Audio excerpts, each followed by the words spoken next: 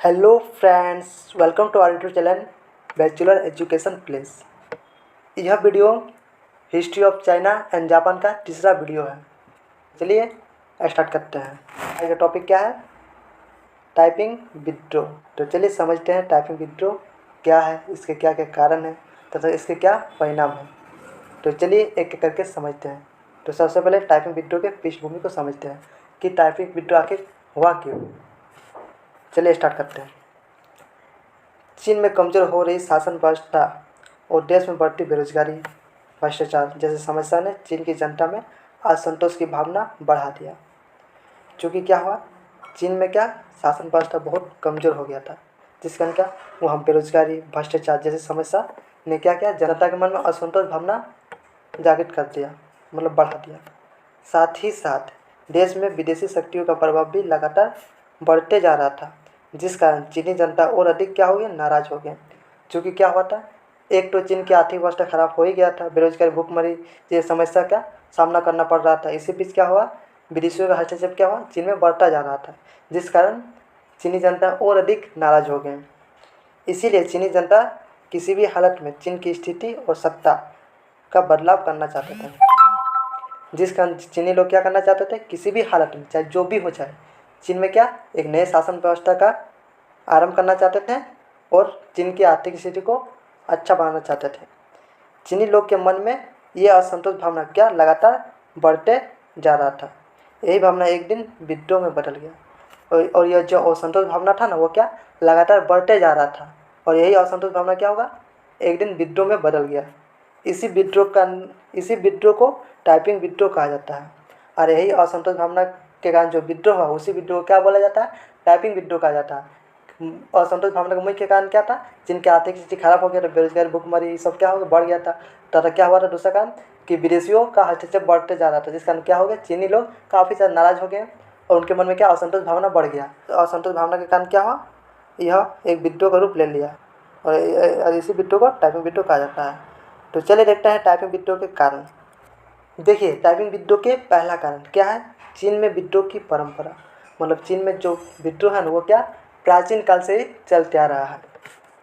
चीन में प्राचीन समय से ही भ्रष्टाचार और शासन व्यवस्था को सुचारू रूप से नहीं चलाने की स्थिति में विरोध करने की परंपरा चलती आ रही है, जिस कारण जब मंचू शासक अपने शासन व्यवस्था को चलाने में असफल रहा, तो चीन की जनता ने मंचू सरकार को उखाड़ फेंकने के लिए विद्रोह आरंभ कर दिया। देखिए चीन में जो विद्रोह है वो क्या प्राचीन काल से ही चलते आ रहा था। तथा क्या कर प्राचीन काल से ही जनता क्या करता था, यदि सरकार शासन व्यवस्था चलाने में सक्षम नहीं है तथा देश में क्या बेरोजगारी, भूखमरी आदि जैसी स्थिति के कारण क्या आर्थिक स्थिति खराब हो गई हो, तो वे क्या करते थे, विद्रोह करते थे और शासन व्यवस्था को और शासन व्यवस्था से उस सरकार को हटा देते थे तथा नए सरकार की स्थापना करते थे। और यह विद्रोह क्या प्राचीन काल से ही चलते आ रहा था, जिस कारण जब मंचू शासक अपने शासन व्यवस्था को चलाने में सक्षम नहीं रहा, तो चीन के लोगों ने क्या किया, उसकी सरकार को हटाना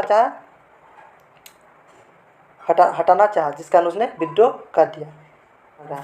चलिए देखते हैं टाइपिंग विद्रोह का द्वितीय कारण। देखिए टाइपिंग विद्रोह का दूसरा कारण क्या है, मंचू शासक की दुर्बलता। चीन के कुछ लोगों के समूह द्वारा मंचू सरकार की शासन व्यवस्था का विरोध किया गया, क्योंकि उन्हें लगता था कि मंचू सरकार चीनी के स्वर्गीय साम्राज्य के खिलाफ है। चीन के कुछ समूह द्वारा क्या किया गया, मंचू सरकार की शासन व्यवस्था का विरोध किया गया, क्योंकि उन्हें लगता था ना कि मंचू सरकार जो है ना, वो क्या स्वर्गीय साम्राज्य के खिलाफ है। स्वर्गीय एक साम्राज्य था उस समय, उसके क्या खिलाफ है, जिस कारण मांग वंश के शासन के समर्थकों ने मंचू शासक के शासन व्यवस्था को हटाकर मांग वंश की स्थापना करने की कोशिश की। जिस कारण क्या हुआ, मांग वंश जो कि उस समय एक वंश था, उसके समर्थकों ने क्या किया, मंचू शासन को समाप्त कर मांग वंश की स्थापना करने की कोशिश की और विद्रोह प्रारंभ कर दिया। मतलब उसने क्या कोशिश की और क्या विद्रोह भी आरंभ कर दिया। परंतु मंचू सरकार की स्थिति बहुत कमज़ोर हो गई थी। मंचू सरकार की स्थिति बहुत ही कमज़ोर हो गई थी, जिस कारण इस विद्रोह का रोकने में असफल रही। देखिए क्या रहा इसका कहानी, चीन के एक समूह द्वारा क्या गया, मंचू सरकार के खिलाफ क्या क्या है, विरोध किया गया, क्योंकि उस समूह द्वारा लगता था ना कि चीन की जो सरकार है, मंचू सरकार, वह स्वर्गीय साम्राज्य के खिलाफ है। जिस कारण क्या क्या मांग वंश के समर्थकों ने क्या किया, मंचू सरकार को सत्ता से हटाने का कोशिश किया, जिस कारण उसने क्या विद्रोह प्रारंभ कर दिया। उस समय तक मंचू सरकार बहुत कमज़ोर हो गया था, जिस कारण उसके विद्रोह को रोकने में असफल रहा। तो देखिए, टाइपिंग विद्रोह का द्वितीय कारण क्या है?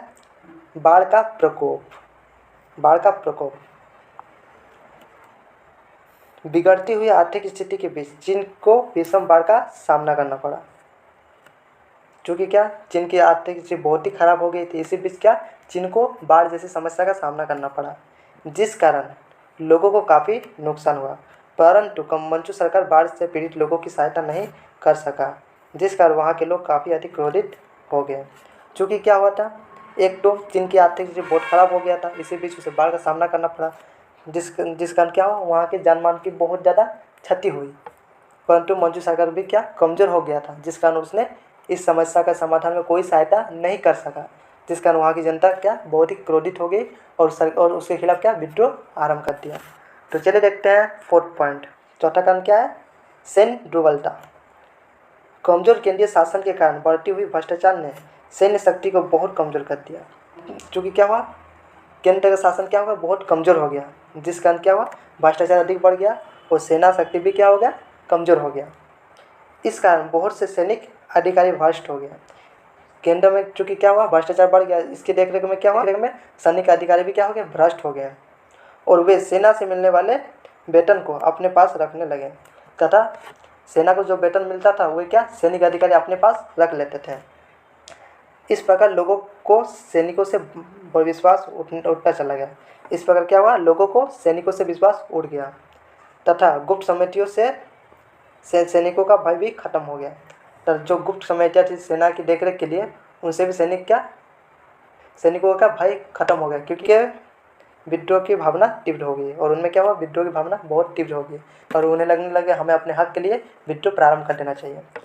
देखिए, टाइपिंग विद्रोह का पांचवा कारण क्या है? सामाजिक एवं आर्थिक असंतोष। सामाजिक एवं आर्थिक असंतोष। चीन में लगातार सामाजिक एवं आर्थिक व्यवस्था बढ़ती जा रही थी तथा इसी बीच चीन के लोग दो भागों में विभक्त हो गए। चूँकि हुआ क्या, चीन में लगातार सामाजिक और आर्थिक अव्यवस्था, मतलब व्यवस्था क्या, लगातार खराब होती जा रही थी। इसी बीच क्या हुआ, चीन के लोग दो भाग में विभक्त हो गए। पहला क्या, एक वर्ग उच्च अधिकारी थे जिनके पास सब कुछ था, रहने के लिए घर था, पैसा था, मतलब सब कुछ था, तथा दूसरा वर्ग निर्धन था अर्थात गरीब था तथा वह लाचार थे तथा उनके पास रहने के घर नहीं थे, खाने के लिए खाना नहीं थे तथा वे लाचार थे। मतलब उच्च अधिकारी वर्ग ने निर्धन वर्ग का शोषण कर रहे थे। उच्च अधिकारी जो वर्ग थे वो क्या करने लगे, निर्धन गरीब लोगों का क्या शोषण करने लगे, जिस कारण गरीब वर्ग ने विरोध करना प्रारंभ कर दिया, जिस कारण कृषि उत्पादन घटता चला गया।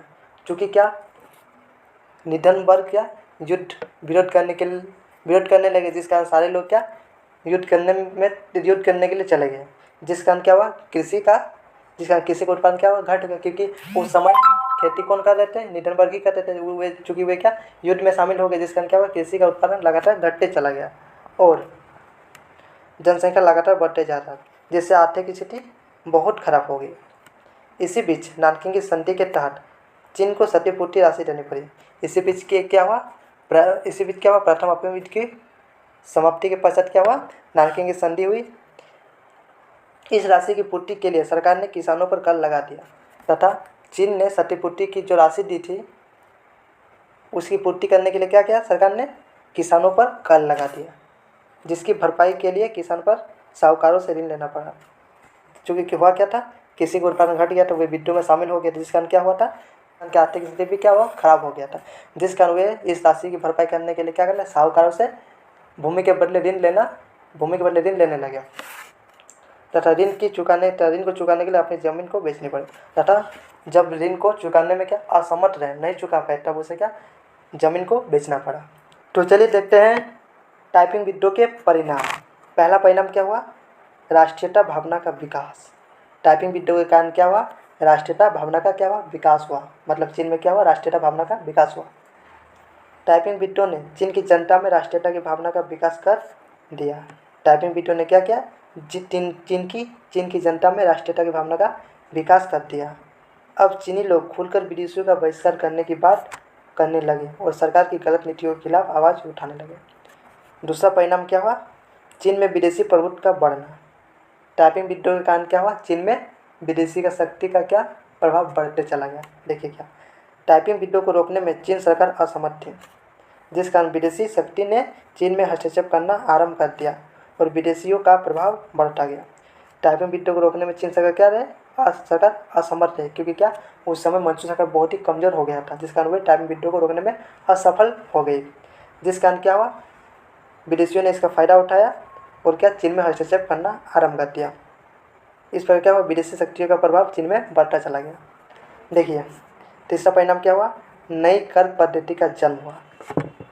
टाइपिंग विद्रोह के समय चीन विषम आर्थिक स्थिति से गुजर रही थी, जिस कारण चीनी सरकार ने आर्थिक दशा को सुधारने के लिए आंतरिक पारगमन कर लगा दिया। नए प्रकार का कर का नाम क्या है, पारगमन कर। चूँकि हुआ क्या, टाइपिंग विद्रोह के समय क्या चीन की आर्थिक स्थिति बहुत ही खराब हो गई थी, जिस कारण सरकार ने क्या आर्थिक स्थिति को सुधार करने के लिए एक नए प्रकार के कर, आंतरिक परगना कर को क्या लगा दिया। चौथा पॉइंट, महिलाओं की दशा में क्या बदलाव। टाइपिंग विद्रोह से पहले स्त्रियों के पैरों को बांधकर रखने की प्रथा थी। टाइपिंग विद्रोह के पहले क्या स्त्रियों के पैरों को क्या बांधकर रखा जाता था, परंतु टाइपिंग विद्रोह के दौरान इस प्रथा को खत्म कर दिया गया तथा स्त्रियों को पुरुष के समान शिक्षा और संपत्ति का अधिकार दिया गया। तथा क्या किया गया, टाइपिंग विद्रोह के पश्चात स्त्रियों को पुरुषों के समान क्या शिक्षा का अधिकार दिया गया तथा उसे संपत्ति रखने का भी अधिकार दिया गया तथा स्त्रियों के क्रय विक्रय को भी रोक दिया गया। भूमि सुधार। टाइपिंग विद्रोह मुख्यतः एक भूमि सुधार था। टाइपिंग जो विद्रोह था ना, वो मुख्यतः क्या एक भूमि सुधार को लेकर ही क्या विद्रोह किया गया था। इसीलिए टाइपिंग प्रशासन ने सबसे पहले भूमि सुधार पर ध्यान दिया। क्योंकि टाइपिंग विद्रोह मुख्यतः भूमि सुधार ही था, जिस कारण टाइपिंग प्रशासन ने सबसे पहले भूमि सुधार पर ही ध्यान दिया। और 1853 में टाइपिंग शासन ने भूमि सुधार की घोषणा कर दी और कहा कि भूमि किसानों की है और वे इस पर खेती करते हैं, और भूमि सुधार लागू कर दिया। और उसने कहा कि भूमि जो है ना वो किसानों की है और किसान क्या भूमि में खेती करते हैं, इसीलिए भूमि पर अधिकार भी किसानों का ही होना चाहिए। चूँकि भूमि किसानों की है तथा वे क्या भूमि पर खेती करते हैं, इसीलिए भूमि पर अधिकार भी किसे होना चाहिए, किसानों का ही होना चाहिए। तथा भूमि को 9 श्रेणियों में बांटकर प्रत्येक परिवार को आवश्यकता के अनुसार कर दी गई तथा जरूरत के मुताबिक प्रत्येक परिवार को क्या अपनी आवश्यकता के अनुसार भूमि प्रदान करती। तो इस प्रकार टाइपिंग विद्रोह के हमने 5 परिणाम को देखा। तो आज के लिए इतना ही, मिलते हैं नेक्स्ट वीडियो में। धन्यवाद।